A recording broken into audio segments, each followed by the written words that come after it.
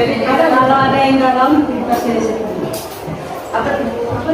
Mau tahu risetnya? Mau. Dalam risetnya itu yang pertama harus selalu tersenyum. Udah aku Saat ini ya. Saat ini. Yang kedua harus selalu bersyukur. Jadi walaupun kita belajarnya di sore hari seperti ini, tetapi kita harus tetap bersyukur. Yang ketiga jangan lupa apa? Berdoa. Betul sekali. Oke. Karena yang ketiganya tadi jangan lupa berdoa. Jadi sebelum kita memulai pembelajaran kita hari ini, marilah kita berdoa terlebih dahulu. Oke, silakan hari ini jadwalnya siapa yang memimpin doa pembuka? Hilaria. Oke, kita berdiri semua untuk memulai pembelajaran kita dengan berdoa. Silakan Hilaria. Berdoa dalam nama Bapa dan Putra dan Roh Kudus. Amin. Ya Bapa yang Maha Bijaksana, terima kasih kami menjadikan kepadamu atas panggilan suci yang Engkau anugerahkan kepada gerejamu yang setia melayani umat. Mereka adalah Paulus, para uskup, para imam dan diakon. Semoga kehadiran para gembala kami menjadi tanda kehadiranmu yang menyelamatkan dalam iman, harapan dan kasih. Demi Kristus Tuhan kami. Amin. Dalam nama Bapa dan Putra dan Roh Kudus. Amin. Oke, terima kasih Hilaria. Selamat duduk. Sebelumnya Ibu absen terlebih dahulu. Silakan yang hadir dijawab hadir ya. Agatha Josia. Hadir Bu. Agatha kemarin ibadah tidak? Ibadah Bu. Helena Magidan. Hadir Bu. Ibadah Bu. Katarina Normin. Ibadah tidak? Tidak.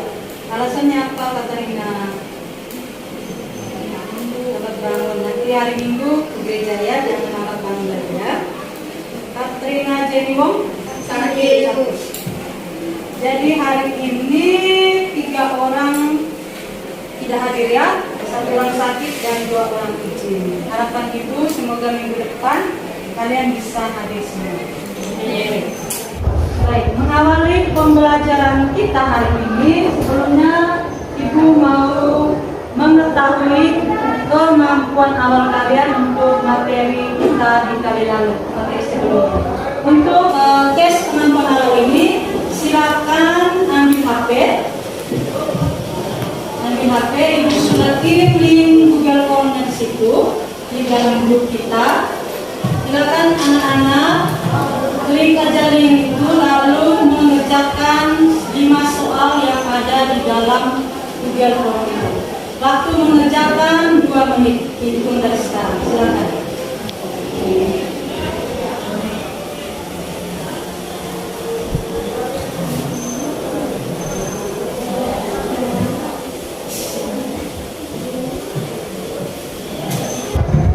Baik anak-anak, sampai di sini masih semangat? Masih. Siap untuk lanjutkan pelajaran kita? Siap. Siap ya, terima kasih. Karena walaupun kita belajarnya sore hari di jam begini, tapi kalian tetap semangat. Terlihat tidak ada yang mengantuk. Materi pembelajaran kita hari ini adalah peran hierarki gereja Katolik. Lalu yang berikut, setelah kita mengetahui peran hierarki, kita bisa menyusun strategi dalam diskusi kelompok. Lalu yang ketiga, kita bisa melaksanakan strategi dan mengevaluasi efektivitasnya dalam situasi nyata atau dalam kehidupan kita sehari-hari. Pembelajaran kita hari ini menggunakan model pembelajaran Problem Basic Learning atau PBL. Dalam model pembelajaran PBL ini, dari alurnya, lihat di depan, alurnya itu yang pertama nanti kita mengidentifikasi masalah. Lalu setelah mengidentifikasi, pengumpulan informasi dan data terkait masalah. Lalu yang berikut, kita diskusi kelompok untuk merumuskan solusi, dan yang terakhir penyajian solusi yang dihasilkan lewat presentasi kelompok. Silakan kalian menebak gambar sesuai dengan pertanyaan. Paham? Paham. Ya, oke.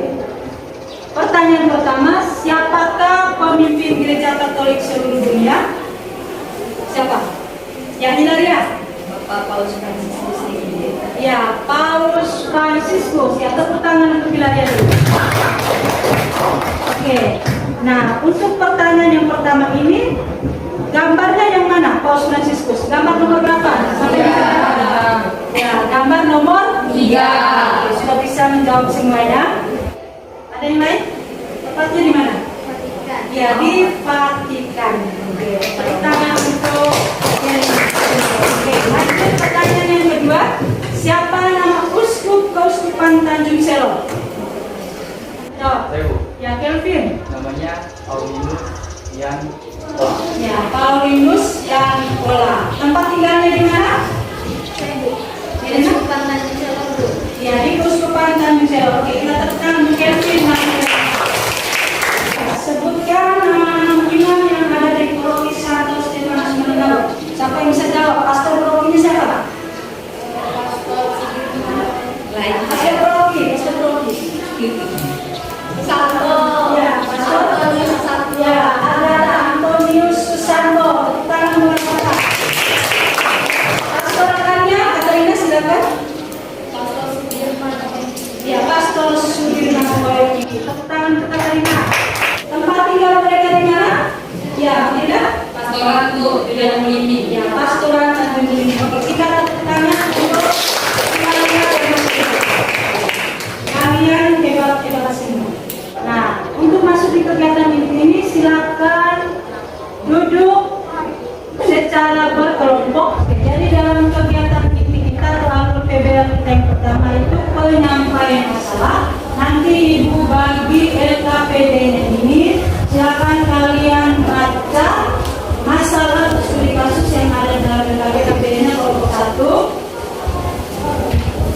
Ini kelompok 2. Di Paroki Santo Stefanus Malinau terdapat 13 stasi. Namun ada satu stasi terpencil yang hanya bisa dikunjungi oleh imam sekali dalam beberapa bulan.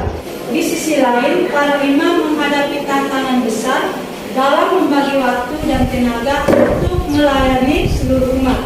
Mari kita sekarang memulai menganalisis masalah ini. Nah, dalam menganalisis kita dibantu dengan beberapa pertanyaan penuntun berikut.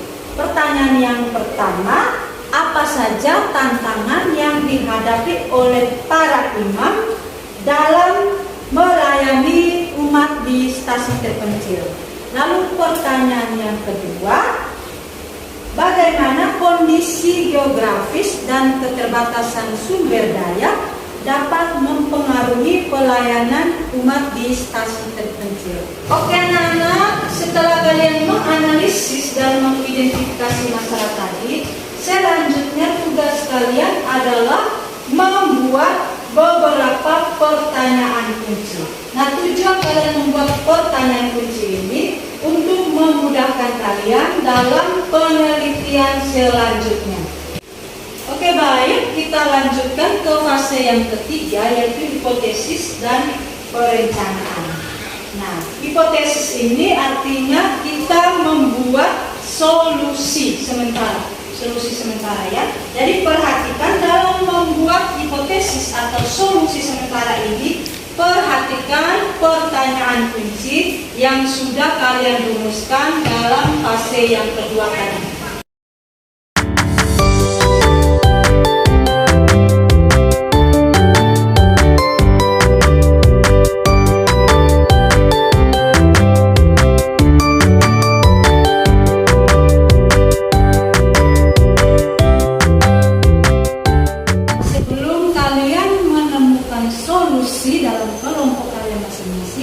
Silakan bandingkan terlebih dahulu dengan solusi yang ada dalam video ini.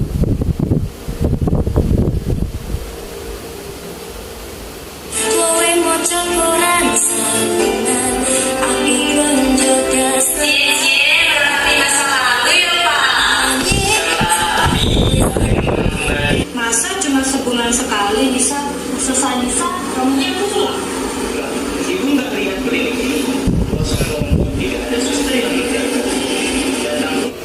Oke anak-anak. pada kesempatan ini buktikan bahwa solusi yang telah kalian rumuskan tadi apakah sudah benar atau masih belum lengkap. Jadi dalam membuktikan solusi yang telah kalian susun tadi, kalian bisa menggunakan data-data yang sudah kalian temukan tadi.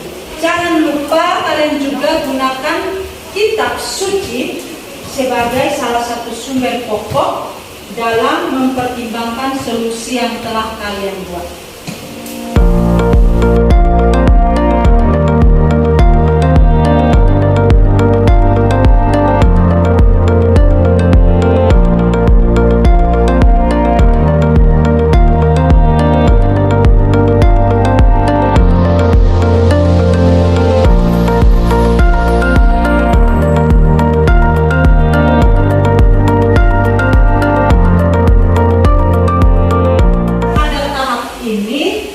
Silakan susun solusi secara lengkap. Jadi tadi itu masih solusi sementara. Nah, pada fase ini kita mulai menyusun solusi lengkapnya berdasarkan data-data yang sudah kita kumpulkan tadi. Ayo semua bekerja sama dalam menyusun solusi lengkap ini, tetap semangat.